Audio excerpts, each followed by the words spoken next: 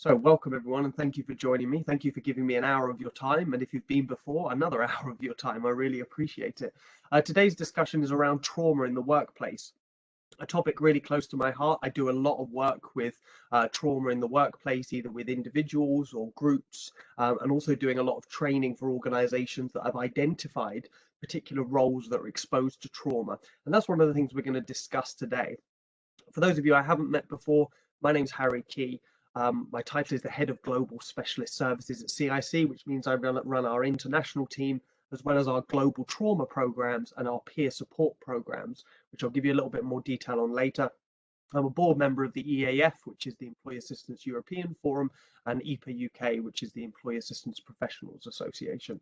Let me just get my little note off the screen, and then we can get started. Cool. So throughout this session, I'm going to be asking lots of questions of all of you. So please do type out your responses in the chat. I'll be keeping an eye on it. I'll say hi to get us started. Feel free to ask me any questions or make any comments. If you prefer to ask a question or make a comment privately, please do just send it to me as a private message in the chat, and I'll read it out without reading out your name or anything that would identify you or anyone else. So first of all, what is psychological trauma? What are we talking about here? Well, really what we're talking about is very frightening or distressing events which might result in a psychological wound or injury. So very similar to a physical wound, I might have a scar. Well, with psychological trauma, I have a psychological scar in my mind, something that my mind keeps going over and over again, usually just because it's trying to keep me safe. And we'll look a little bit about the brain later.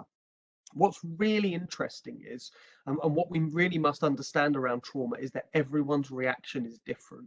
We need to try and remove any of the judgment around reactions to traumatic situations, because really there's a lot going into my reaction to a traumatic situation, a lot of personal stuff, a lot of stuff about my past, my history. So, I could show a piece of traumatic material to this group. We've got about 100 people here. We probably have about 100 different reactions.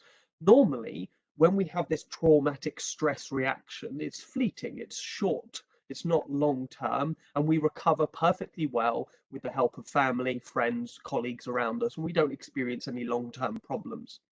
And sometimes those issues or those traumatic stress responses, which we'll cover in a little bit, they might come up straight after the traumatic experience, or there might be a lag period. They might not emerge until much, much later, sometimes a year or so later as well.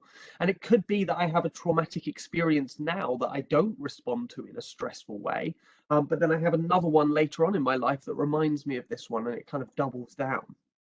So we tend to find something's difficult for different reasons. I want you to start thinking as I talk about this, about where is the trauma, where is the exposure to trauma in your organization or in your team or in your role? What are the things that you come across that might be potentially traumatic? Because we'll have a bit of an open discussion about that in a little bit. We're more likely to find things difficult when they're traumatic. So this primary or secondary vicarious traumatization. So primary trauma is when I'm there in person, responding to the event. Secondary or vicarious traumatization is when I'm a witness to an event, either in person or maybe I'm watching content online. I work with a lot of social media organizations and content moderators who are viewing lots of this difficult content. You can have just as vivid and difficult a reaction to secondary or vicarious trauma as you can to primary. Now, we're more likely to have a a negative reaction if we over-identify or if there's constant exposure that deepens our response. So over-identification means maybe I'm watching or working with traumatic stories or content that feels related to my life. Maybe I'm looking at people that are like me being hurt or people that feel like me, things like that. And then anything involving children and families, any roles where we're dealing with traumatic stories or situations from children and families are really important. It's going to hurt us more.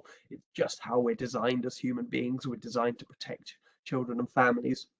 And then the last one is when the story is just too close to our own. And this is the one that really personalizes our traumatic stress reactions. It is down to my history, my childhood, my upbringing, the things I've been through in my life. If I work in a role where I'm exposed to traumatic situations that are similar to ones I've been through in my life, I'm much more likely to have negative reactions each time. Someone said here in the chat, the recording for this session, when will it go onto the YouTube channel? I only asked, I may need to leave it early. Yeah, the recording, I've just put a link to the channel again. The recording will be there in a day or so for those of you watching on the recording already. Hello. So there are some things about the traumatic stories or situations that we're working with that might lead us to have a more negative reaction than others. And those reactions are varied. I know that those of you that have been to my sessions before, we've talked through the kind of brain and stress and the fight or flight response. I'll do a brief review of that after this slide. But really, this is exactly what's going on. It's the same thing. If you look at avoidance and arousal, avoidance, flight, running away from an issue, arousal, fight, getting ready to get, angry and irritable and fight this problem. The responses that we really need to look out for that really signify that this is a trauma stress response rather than just a regular stress response are these re-experiencing symptoms. The symptoms of someone having a nightmare over and over again about the event or about the content they were working with. Maybe they get distressing flashbacks and reminders, or maybe there's body memories. If it was a physical trauma that they were involved in, they might feel some of that trauma again in their bodies. But when we're working with people that work with trauma, we should always be listening out for those re-experiencing symptoms. Basically, as I said earlier, a psychological trauma is like a scar, like a physical trauma, but in my mind. And what my mind will do is it will keep playing that event over and over again, not to hurt me, but it's trying to keep me safe. It's trying to remind me of this dangerous thing that I've seen or been involved in so that I can try and avoid it again in the future. And it really is just this fight or flight response on overload. So the fight or flight response, if you remember, is an automatic biological response of my body.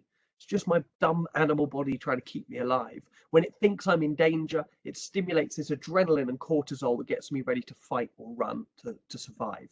The problem is, this same reaction goes off when I remember the event, when I have a flashback, a reminder, anything like that. So my body and brain will be going through this fight or flight reaction, but I'm laying in my bed. I'm perfectly safe, but my mind doesn't believe that.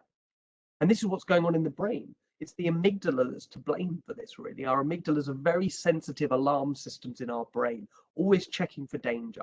When it thinks there's danger, either real danger in my life, danger that I'm reminding myself of, or danger that I'm being reminded of because I'm watching the news, watching a movie, whatever it might be. The amygdala stimulates this adrenaline and cortisol, which gives me all those physical reactions, but it also affects my brain. The adrenaline and cortisol mess with my hippocampus. That's the area of the brain responsible for short-term memory. So our memory becomes really fuzzy. Some of you that have experienced traumatic events or even just high stress will feel that lack of memory, that fuzzy brain, not being able to put things in order. And that's because of the hippocampus. The other part of my brain that's affected by adrenaline and cortisol, of course, is the prefrontal cortex. And that's the area of the brain responsible for regulating my emotions. That's why we see these arousal, these outburst reactions, this anger and frustration, because we're having this lack of control of our emotions. So all of this is going on in my brain and all of this is going on my body every time I'm experiencing this traumatic situation, either if I'm experiencing it firsthand, either if I'm working with content related to trauma, or just because I'm being reminded of it because I've got this psychological trauma wound. And like I say, we're designed for this. We're designed for this fight or flight reaction to keep us alive, but we're not designed to feel this over and over again on a daily basis, on a prolonged basis. And our body just doesn't have the energy to go through all of this in my brain and all of this in my body 100 times a day. And that's how we reach burnout, whether it's due to traumatic stress, ongoing, unchanging stress in the workplace. Burnout is the real issue here. It's my body and brain running out of energy to go through this reaction, but the reaction's still firing off all the time. So instead of having a tough day at work and just having one poor night's sleep, I end up with a chronic sleeping disorder. Instead of just having a bit of a fuzzy brain and a bit of a bad memory, I've got a proper deterioration of my mental capacities. And then I do the really human thing. I turn the lens on myself. I start recognizing that I'm not doing as well as I would like. I start to get that negative mindset, that low self-esteem. I focus on my failure, and I can bring into severe depressive symptoms because of that. Any of that frustration and anger that I'm showing out in the world, I'm also pointing towards myself.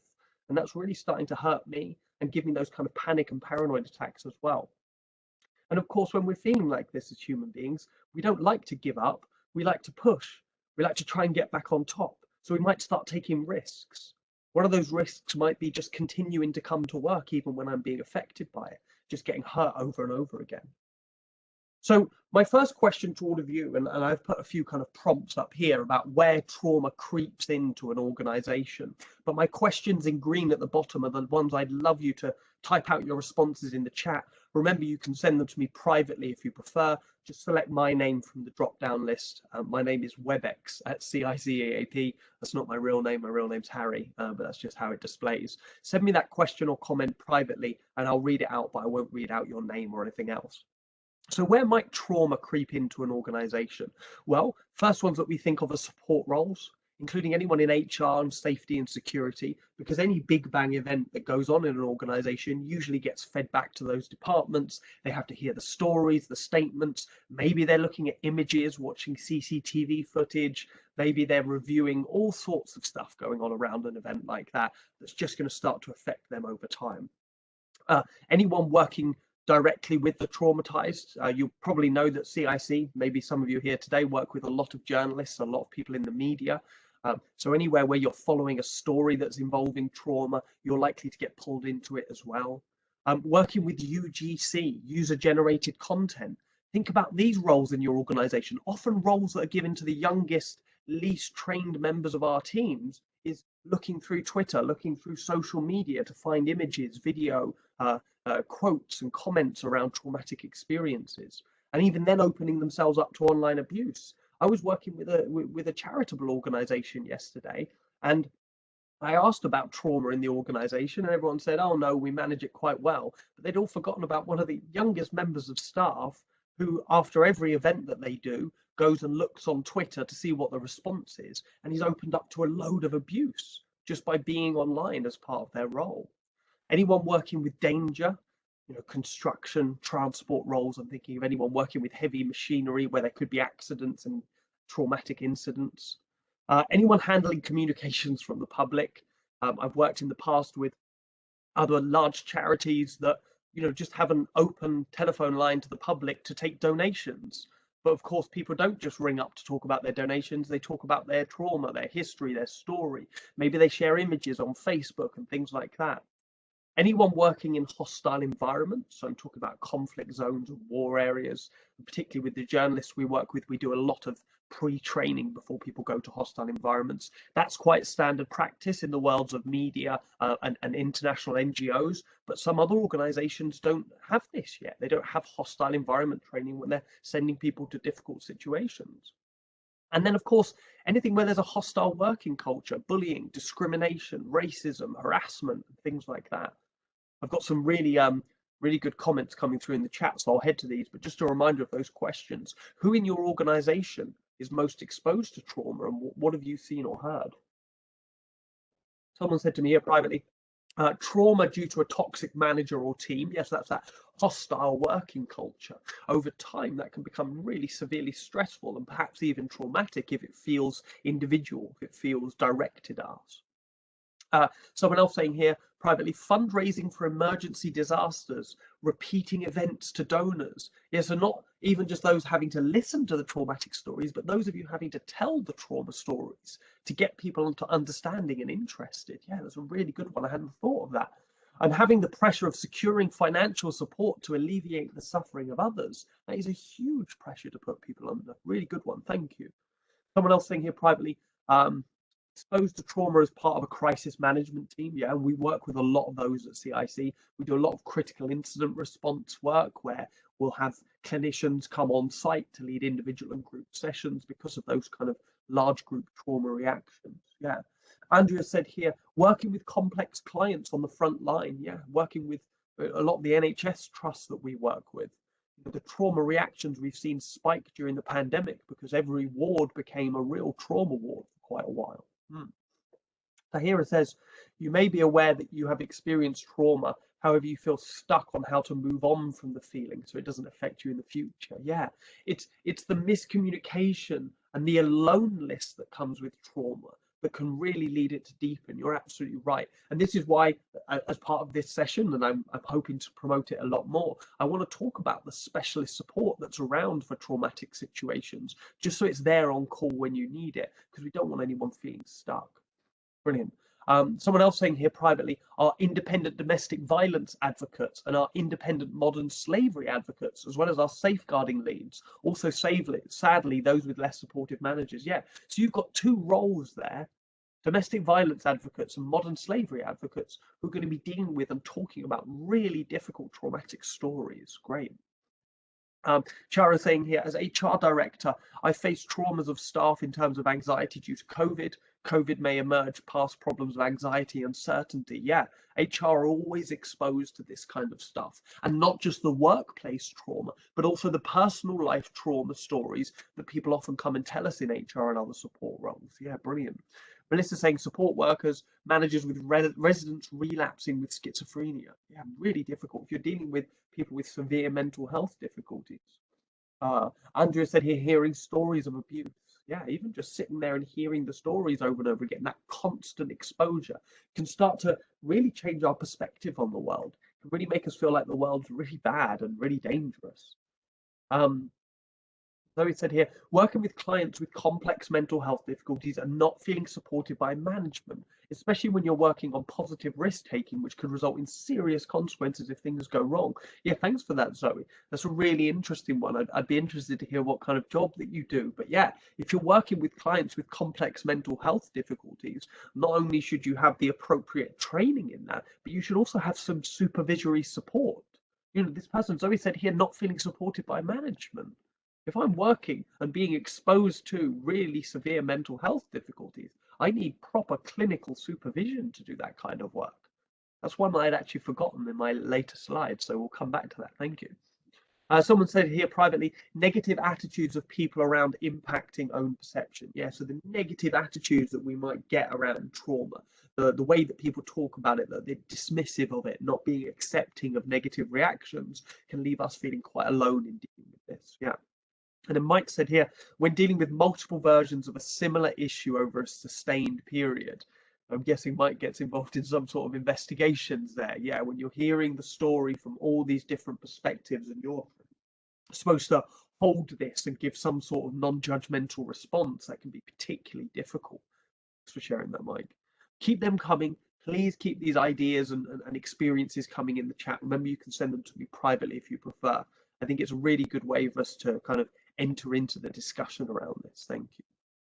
I also wanted to share this slide, and this is from a presentation I do with journalists, but I think that this applies to anyone who's in a supportive role, anyone who's in a role where they push themselves a little because they feel what they're doing is for the good of the world. There's a vocational aspect to it. And that's really what's happening here with journalists. This is a quote from Yanis Varoufakis, a photographer for more than 30 years. We've worked with him quite closely at CiC in the past. And the quote from him that I think really, I don't know, hits me right in the heart. I know how these kinds of stories, the passion of, he says journalists, but I think I'm saying all of you here, the passion of all of us can lead us into potentially dangerous emotional situations where you get angry and aggravated with yourself and everyone around you, and it has an impact on your personal life.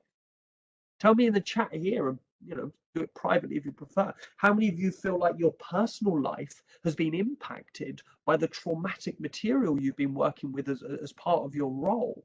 Because if we're in a job that can change our personal life, can affect our relationships with our closest loved ones, that's a real serious thing to consider the safety around. Because if it's affecting my personal life, yeah, it can be really, really difficult. A couple of people agreeing with me here privately, one person just saying 100%. Yeah. And often the reason for this is because the people doing these roles feel stuck. They feel misunderstood. They don't feel like they've got anywhere they can go and discuss these issues where someone's really going to understand them, particularly the emotional fallout. I want to hear from any of you in the chat if any of these categories really stand out. But when we're working with traumatic content and it affects us, the emotional fallout usually looks like some combination of this. We'll get anger and rage because the world feels unfair and difficult, but the guilt and the shame that people feel around this is so strong. We talk about a concept that some of you might have heard of, others might not have. I'm going to put the name of it in the chat here, if I can spell. There you go, moral injury. Yeah, where I'm working on traumatic incidents and yet I might feel quite useless around it. I feel like I'm breaking my moral code by being a bystander to all these events. We might get embarrassment, self-blame. It might just start to make us lose our sense of safety as we start to learn about the difficult nature of the world. Maybe we lose trust in ourselves and the people around us. But if we don't feel comfortable, and here's my questions to you in green again, do you feel comfortable speaking about these emotional fallout aspects of your work? Where do you go to feel supported and understood? Or do you end up in a situation like Yanis is describing here, where you're angry and aggravated and you've got nowhere safe you can go to talk about that, so it ends up impacting your personal relationships?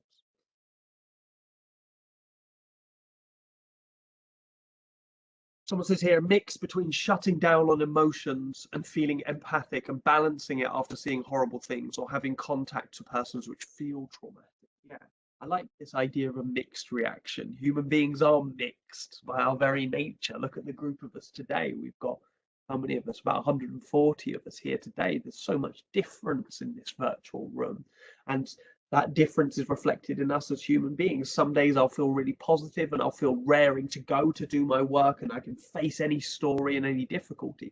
Other days I'll shut down and feel really, really alone. Really good. Thank you for sharing that one. Someone else sharing here privately, guilt when having to report to the police a serious assault to my client, which caused a sleepless night. Yeah, that guilt is a real strong pull to us as human beings.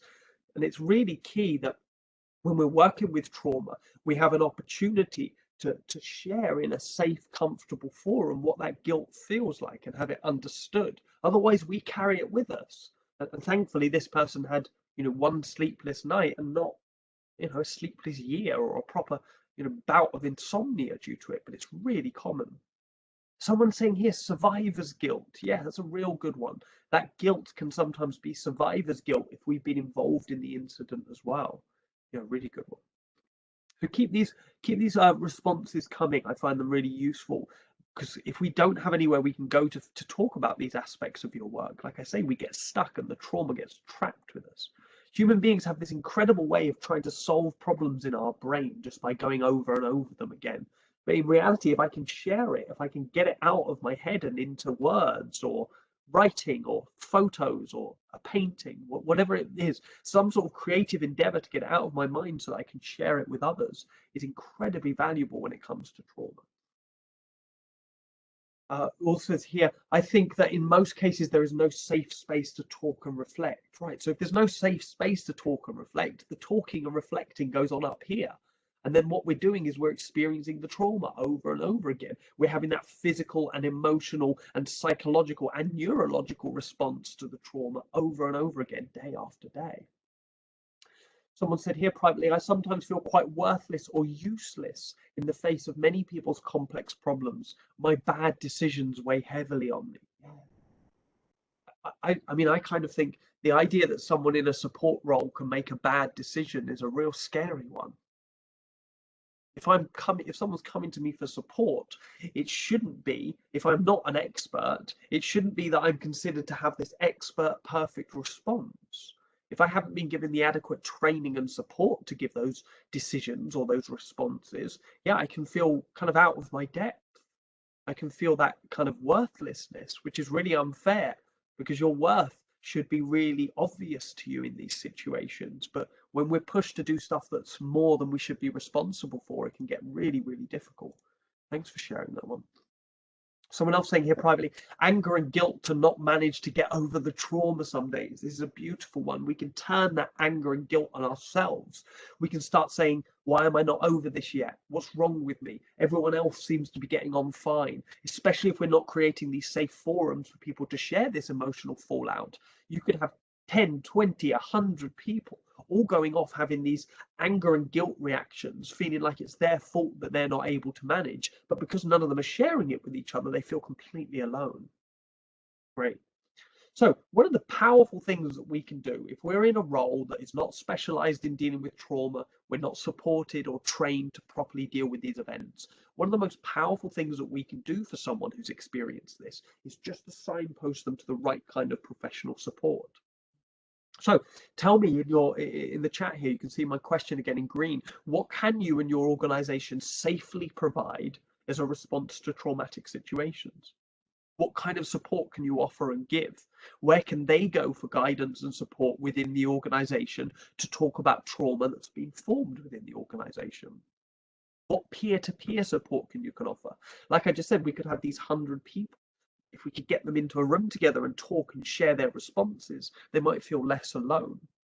CiC runs really effective peer-to-peer support programs that are not just about training. I mean, I know a few of our peers are here today. I recognized a couple of your names. I won't call you out, but you know, our peers will go and do this work across the globe, going to speak to people, being there to signpost them onto professional support. But those peers must be supported as well. Otherwise, you're just entering into another support relationship where that person hasn't got anywhere to go. So we clinically supervise every single one of our peer support networks. How about specialist psychological support? Most people have the general EAP services available, like we offer at CiC, for everyday advice and services. But what about specialist psychological support for trauma? What about someone where you know there's a safe pair of hands you can send someone, where rather than just getting kind of everyday signposting and support, they're going to get some real clinical trauma support? That's sometimes really necessary for some of the roles that you've all talked about today. What about HR? What can they provide and offer? Is there training on offer to better deal with these situations, these traumatic events? I mentioned earlier hostile environment training for some of the journalists and NGO workers that work in difficult situations.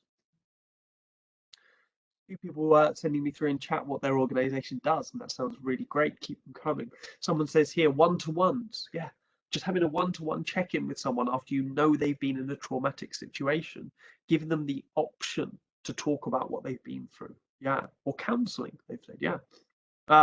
Someone else says here privately, get people together, provide the opportunity to speak about the trauma and get the recognition of it, provide a safe space and support. Brilliant. I like that kind of holistic view. Somewhere where there can be peer-to-peer support, and then there's often that option for individual support if people need it too. Yara's saying here in chat, they can go to HR, but often there would be a need for a specific professional support or psychological support, which we cannot offer, but we could suggest and help to find support outside. It's a really good one. For all of you out there that are members of CiC as an employee assistance program, you can always get in touch with us with those difficult situations. We have specialist trauma clinicians all across the globe working in all languages that can support you and your teams with these kind of events. Someone says here privately, personal interaction would be preferable to an online support opportunity. Yeah, I find it extremely difficult to talk about my emotional experience online or on the phone without knowing or seeing the other person. Really good. So you're starting to tap into what your personal needs are around a traumatic reaction. I think that's really cool. And I think it's also really good to give people options. When I feel like I'm stuck, when I feel like I've had a difficult situation and I'm having a negative reaction, if you give me options, you broaden my horizons. Instead of just having to bash through and get through to the end, like we looked at with the kind of burnout that can come with traumatic stress, instead of just trying to bash through, if you can give me other options, I might see that I can turn left, I can turn right, I can turn around. I might not have to move for a little bit, but I got more options there. Someone else saying here privately, additional combat stress support and mental health first aiders. Brilliant. So combat stress support is really key for anyone in those kind of roles, but also mental health first aiders, a really good program but so often overlooked. You always must make sure, however, your mental health first aiders have some specific clinical support, somewhere where they can go and talk about the conversations people have come to have them with. What we're trying to do is make an endpoint to this trauma, right? But if we just throw everyone at mental health first aiders, but offer the mental health first aiders no support, that's where the trauma gets stuck and it all ends up with the mental health first aiders instead. So make sure any of these peer-to-peer support programs has that clinical backup, that clinical supervision. Someone else says here privately, we've used you on 2 occasions for crisis interventions, always excellent. Well, it's nice to have some personal testimonials on the chat. Thank you very much. I wish we didn't have to support after crisis situations, but we do have a 24-hour crisis response team that are ready and there to do it with, like I said, specialist trauma clinicians. Right. Keep these ideas and thoughts coming. Tell me what it is that is going on in your organizations that's traumatic, what it is that the feelings are around it, and where it is you can send people that further support if they need it. So I wanted to share a few tips here. And these are tips really specifically for anyone who's dealing with traumatic imagery or user-generated content, social media. And these are, sorry, I'm trying to type and my typing and talking at the same time is not great. So the Dart Centre for Journalistic Trauma is where a lot of these tips come from. And they do a lot of research into members of staff who are sitting at a table doing this work over and over again. And you must think as well with remote working situations that so many people are in, some people are handling really traumatic imagery in their own home, maybe with their family, friends, flatmates, children in the room with them, and they've got this traumatic imagery that they're having to deal with. So what we say is always inform leaders as soon as you're aware of content that's potentially traumatic. The more that this is getting reported up the ladder, the more the higher ups in the ladder will be able to do something about it and provide that specialist support. If we let the trauma stop with us, if we just kind of think, oh, well, I'll just deal with it and no one else will have to see it, that's really important. You don't have to send them the traumatic imagery. You don't have to send it to other people. You just have to tell them about it, because we should always be considering how we can reduce the number of people who need to see an image or a video or work with some audio or whatever it might be. If you find yourself stuck on an image, if you're working with this yourself, that's the time to tell your manager. You should always avoid replaying videos unless it's totally necessary. If you are watching video as part of your work, do you need the audio? Remember, lessening the kind of stimuli that are going into the brain that the amygdala has to deal with.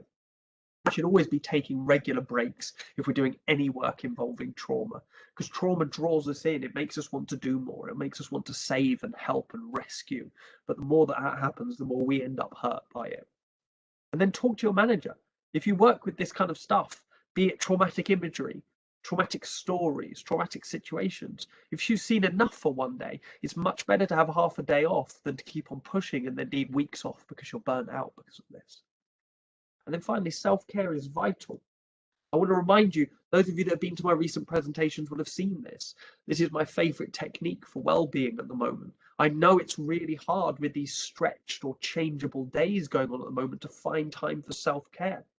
So I've come up with this method that I call the crowbar method, which basically I want to crowbar 5 minutes of well-being into everyone's day.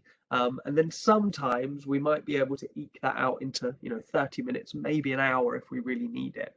Because so many of us have switched off our wants and needs and gone into survival mode. And no more does this happen. Sorry, this happens much more around trauma than it does around anything else, because that trauma draws us in. So we just keep on pushing and keep on pushing. If we have some good boundaries, we can protect our time and have space to think and process these traumatic reactions. So look at your diary after this. I know most of you will be sitting there answering emails or doing other work while you're listening to me, which is perfectly cool. But just pull up your Outlook or Google Calendar or whatever calendar you use and find 5 minutes on one day between now and the end of the week. 5 minutes where you're going to put something in your diary that says do nothing, stop, take a break, whatever you want to put in there. This is a really key thing, and there's some really good neuroscience behind this. What we're trying to do here is we're trying to train our amygdala to be less panicky. We're trying to train our amygdala to be less sensitive so it doesn't go through this fight or flight response unnecessarily. So when that 5 minutes comes, we have to do a few really important things. We have to close our computer and turn off our mobile phones. For those of you that have never done that, there's a little button on the side that says if you hold that down, it works on iPhone and on Android. You hold that down, it asks you a question, do you want to turn this off? And you just turn it off like that. I'm being a bit silly, but what I mean here is we're sending really important messages to our brain that we're in control. By closing my computer and turning my phones off, I've told my brain I'm in control of these devices. It takes a little while for that learning to embed, but if I can start to do this on a daily basis over time, my brain will become less sensitive to these kind of things bleeping off and going off.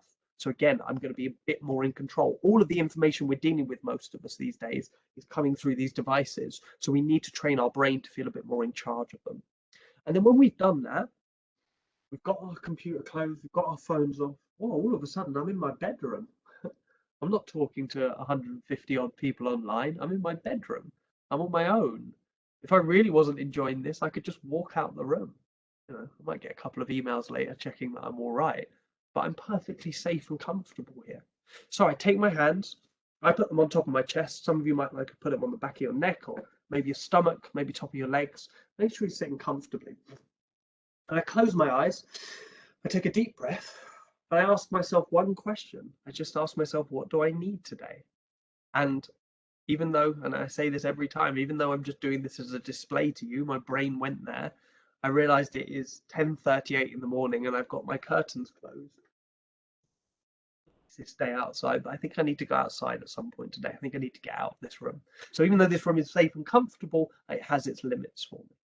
So even just that 5 minutes check in with myself and with my needs will start to train my brain over time that I'm in charge. Basically, don't wait to be invited to switch off. We don't have that a lot anymore. No one's calling me at the end of the day and saying, "Hey, Harry, I see that you." Well, they're definitely not calling me if my phone's on. They're calling me at the end of the day and saying, "Hey, you've been online for too many hours today. It's time to give it a rest." No one does that. It's up to me to decide to do this. But if I don't feel in control of these devices, I might never switch off. And the last question here is: do your team know what is urgent? Have you had a discussion in your team about what these urgent or crisis situations might be and how to handle them? Because if these come as a shock, they're much more likely to traumatize. If we feel prepared, if we feel like we've got some really good processes in place for handling the fallout of emotionally or physically traumatic situations, then we've got much more chance of being well through them. Cool. Basically, what we're trying to do is to get this amygdala, remember that red bit of the brain, that alarm system, to be less sensitive. So time meditating or similar, and that was a meditative process in some ways. It was a mindfulness process. It affects my amygdala, the part of my brain associated with stress and anxiety. And then we're afforded greater empathy, better listening, because our amygdala is not affecting our hippocampus or our prefrontal cortex. We're more in control of our emotions, and we have better access to our memory. If you're feeling in a traumatic situation, if you're feeling in an anxious situation, if you're replaying things over and over in your head, my favorite breathing exercise still applies after all these years. This will be around for millennia if we're allowed to continue that long as a species. This is what we need. We need to remember the power of our breath for reminding us where we are. Counting my breathing in the present brings me back to the present. It takes me out of this kind of imagined future that my brain can go in when I'm anxious, or replaying this traumatic history over and over again. If I breathe and count my breathing, I must be in the present. I must be in my bedroom perfectly safe. It's a simple one. You breathe in through your nose for 4, hold your breath, and out through your mouth for 4. Nice and simple. And if you could do that in the morning and in the evening, I know I'm adding lots of extra well-being stuff to your day. If you can do this in the morning and in the evening, you'll improve your sleep. And this is where our brain builds and consolidates memory through our hippocampus. And this is really powerful when we're recovering from traumatic incidents. It has a massive impact on our resilience. All of these are from the book Tired But Wired by Dr. Narina Ramlakan, a beautifully written book about sleep. These tools and tips are really useful for tapping into that animal brain stuff that gets activated during traumatic responses. So when we get up in the morning, eat breakfast and have a glass of water every single day. First thing, nice big glass of water, nice breakfast, sends important messages to our brain that we're in control, we're in charge.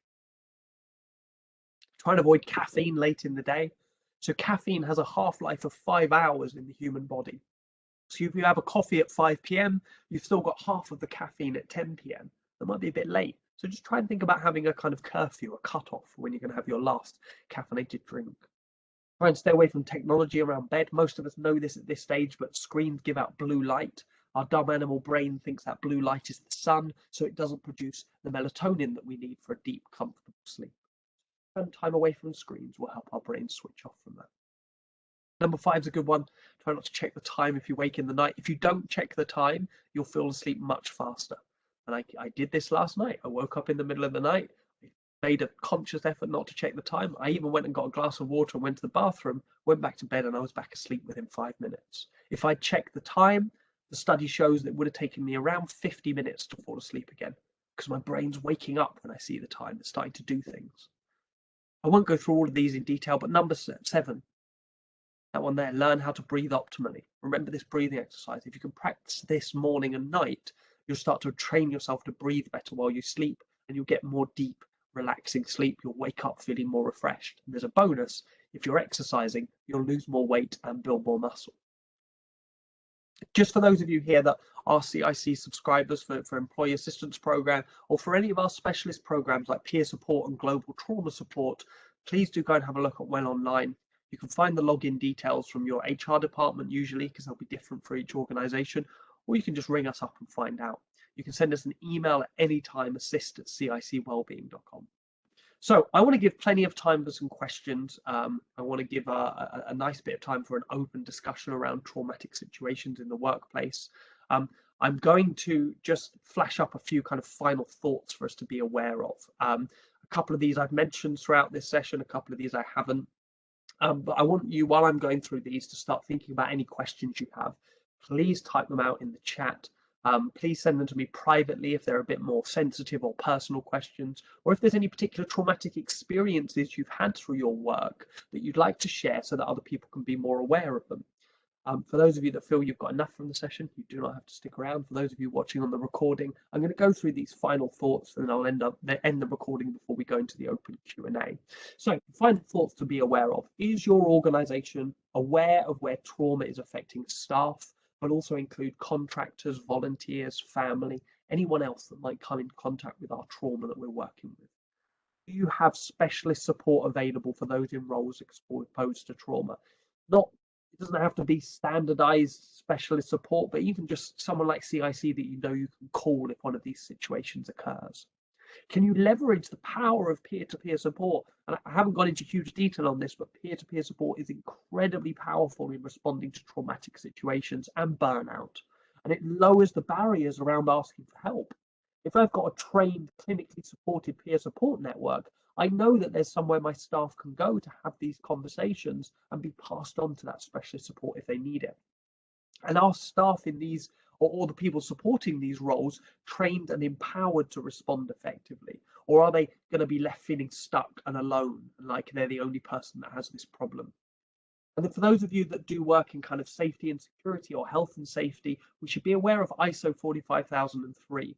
It's a new ISO standard that's coming out soon that talks about psychological health in the workplace. Google it, take a look. Please do come to us with your questions. We'd love to talk about it.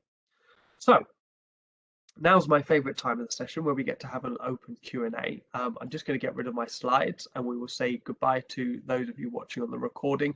The reason I don't record the open Q&A is because sometimes people would hold back on their questions if they feel it being recorded. But if you haven't been able to make one of these live yet, I'm always trying to put them at different times in the day and different days of the week so that it suits different time zones. So I hope to see you live soon. For those of you that do want to find out more about the YouTube channel, I've just pasted a link in the chat. If you press subscribe, it will give you a little notification when our next one, when this one gets uploaded. So goodbye to those of you on the recording and thanks for joining us.